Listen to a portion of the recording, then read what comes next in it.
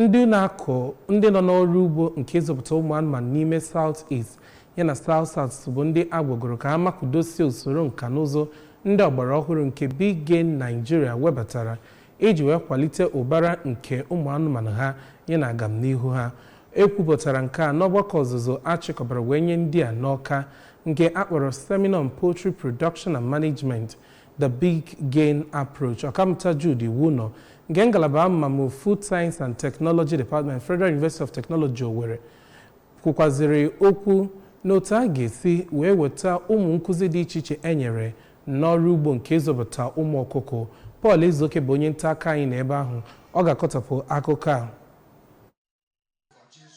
Ọkammụta Iwuno kọwara na Bagide Nigeria Limited bụ ndị wepụtara amụma ọhụrụ nke ga-enye aka fụ na akwalitere ndị ọrụ ugbo, nyere ha aka inweta ebumnobi ha n'ihe gbasatara ịzụ ọkụkọ na anụmanụ ndị ọzọ na ihe nkụzi nke akpọrọ Poultry Production and Management, ka onye nkụzi ma bụrụ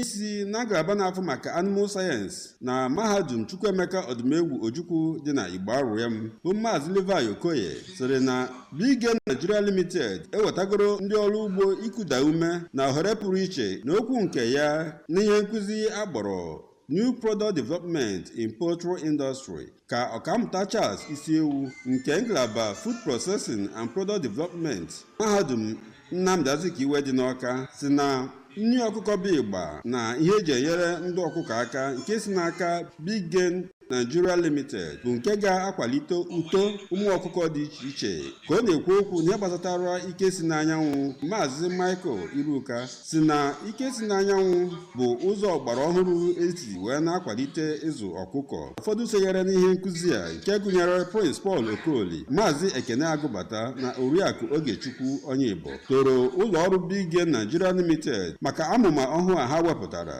Site na Awka, abụ m Paul Ezoke, Akụwa ABS.